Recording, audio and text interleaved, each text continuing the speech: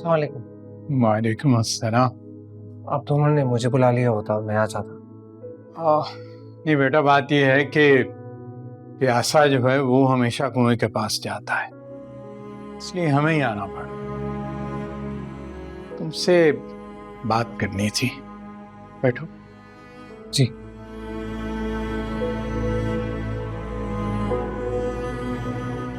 देखो, मैं तुमसे ये बात तो नहीं करना चाहता था क्योंकि मुझे यकीन है कि रिश्ते हमेशा आसमानों पर बनते हैं, लेकिन कोशिश तो जमीन पर करनी पड़ती है ना। अबू, मैं अपने रात के रवैये के लिए माजरत ख्वाह हूं, लेकिन अम्मी ने मुझे बगैर बताए ये सब कुछ मुझसे एक बार भी पूछा नहीं। तो बेटा, मैं जानता हूं कि तुम्हारी माँ ने तुम पर भरोसा करके जल्दबाजी का मुजाहरा किया है, लेकिन मुझे इस बात की समझ नहीं आ रही कि तुम नौशी से शादी से इनकारी क्यों हो? तुम्हें क्या कोई और लड़की पसंद है? नहीं अबू, मैं अपने बिजनेस में इतना मसरूफ हूँ कि इन सब एक्टिविटीज के लिए मेरे पास टाइम ही नहीं है। लेकिन बेटा, तुम बार बार नौशी को इनकार करके उस बेचारी बच्ची को तकलीफ क्यों पहुंचा रहे हैं? मैंने एक ही बार इनकार किया था और अम्मी के लिए वो ही काफी होना चाहिए था, लेकिन पता नहीं क्यों अम्मी इस बात के पीछे पड़ गई। हाँ, बेवकूफ तो मैं हूं। सबसे बड़ी मुजरिम मैं हूं क्योंकि मैं अपने बेटे का घर बसा हुआ देखना चाहती हूँ। देखो बेटा अमर, तुम्हें इनकार का हक है, लेकिन इस इनकार की हम वजह जानना चाहते हैं। वजह यह है अबू कि मेरा दिल किसी और को कबूल नहीं कर सकता और ना ही खुशी दे सकता है, सिवाय गुल के, है ना, जो शादी कर चुकी है, कुछ दिनों में एक बच्चे की माँ बनने वाली है। ये उसकी वजह से एक हलाल रिश्ते को अपने ऊपर हराम कर रहा है। देखो बेटा, तुम्हारी माँ बिल्कुल ठीक कह रही है। तुम्हें इस शराब से बाहर निकलना होगा, और उसका एक ही तरीका है कि तुम नौशी जैसी लड़की जो कि समझदार भी है और बैकग्राउंड को भी जानती है, उससे शादी कर। देखो बेटा, तुम्हारी शादी हो जाएगी तो तुम्हारी सोच भी बदल जाएगी। कोई भी शख्स किसी की जिंदगी में हरफे आखिर नहीं होता, हमेशा ऑप्शंस रहते हैं। हाँ बेटा, उसका दिल ऐसे मत तोड़ो, तुम जानते हो वो कितनी दुखी है। ठीक है, आप मुझे कुछ टाइम दें सोचने के लिए, लेकिन मैं वादा नहीं करता कि मेरा फैसला हाँ में होगा। ठीक है,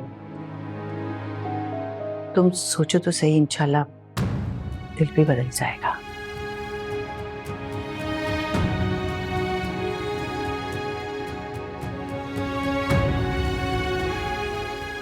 ठीक है बेटा। क्या हुआ उस ग्राहक का? बुलाए ना, उससे बात करें, उससे बोले बाकी के पैसे जल्दी दे, हमें जल्दी है, हमें, हम तो एक तरफ लगे हैं। तंग आ गई हूँ मैं, बहुत हो गया। अरे हाँ बेगम, बुलवाया उसे मैंने आज दुकान, 11 बजे आना है। अब देखो क्या कहते हैं। साहब बताओ, मेरी तो यही कोशिश है कि मकान जितनी जल्दी बिके ना उतना ही अच्छा है। जोर डालूंगा मैं उस पर पूरा। आप ये घर बेच रहे हैं? मकान तो किसी को नहीं। कौन सा मकान? यही हमारा मकान जो मेरे नाम पर है, आप इसे बेच रहे हैं?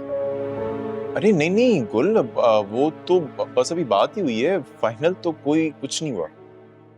अरे गुल, तुमने ही तो अपने भाई को मुख्तारनामा दिया अपनी खुशी से कि घर गिरवी रख पाकर अपनी दुकान बचा ले। हाँ, लेकिन इसे बेचने की बात तो नहीं हुई थी।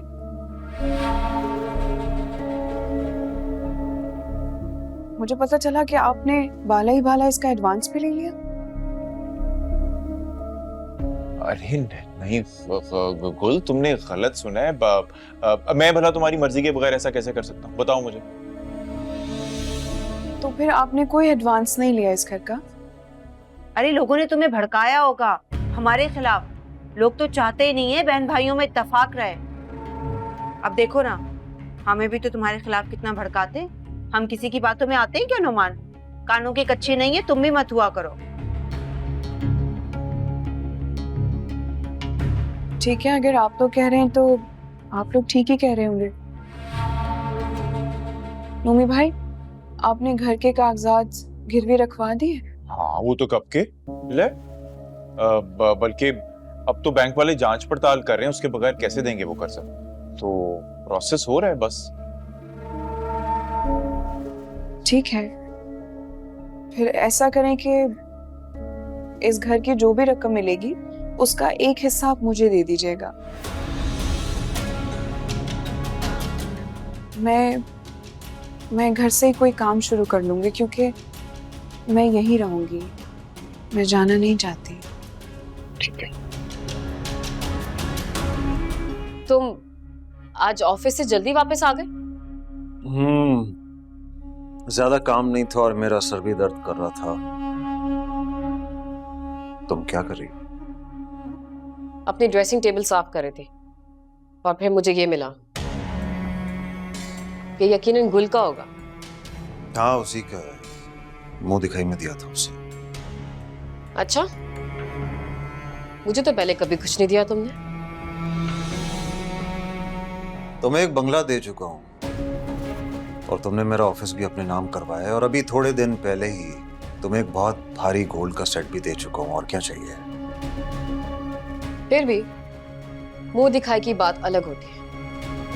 वो तो तुम्हारे लिए चहीती थी ना, जिसके लिए तुमने ये खरीदा। उस बेचारी को तो सिर्फ यही मिला था, वो भी छोड़कर चली गई। और यकीन जानो वो अपने कपड़ों के अलावा और कुछ नहीं लेकर गई। बेवकूफ जो है। वैसे मैं उसकी तरह पागल बिल्कुल नहीं। एक बात तो बताओ, वो तुम्हें छोड़कर क्यों गई? बताया तो था तुम्हें, उसे औलाद चाहिए थी और मुझे नहीं। ऐसे पागल है वो। कौन डालता है बच्चों का तोक अपने सर पे? मैं तो कभी बच्चा पैदा नहीं कर सकती। इसी गलत फहमी में मत रहना, मुझे तो बच्चा चाहिए। अगर ऐसी बात है तो वापस ले आओ ना उसे यहाँ। बच्चा पैदा कर रही है ना तुम्हारा वो। मुझसे क्यों शादी की तुमने? क्योंकि वो मुझे बेटी दे रही थी और मुझे बेटा चाहिए, वो भी तुमसे, और बहुत जल्दी। इसीलिए मैंने तुमसे शादी की है। लेकिन मैं बच्चा पैदा क्यों करूं? सोच लो पिंकी, अगर तुम्हें इस घर पर रहकर राज करना है तो तुम्हें एक बेटा तो देना ही पड़ेगा, वरना अम्मा तुम्हें एक सेकंड में बाहर फेंक देंगी और मैं अपनी जिंदगी से निकाल दूंगा।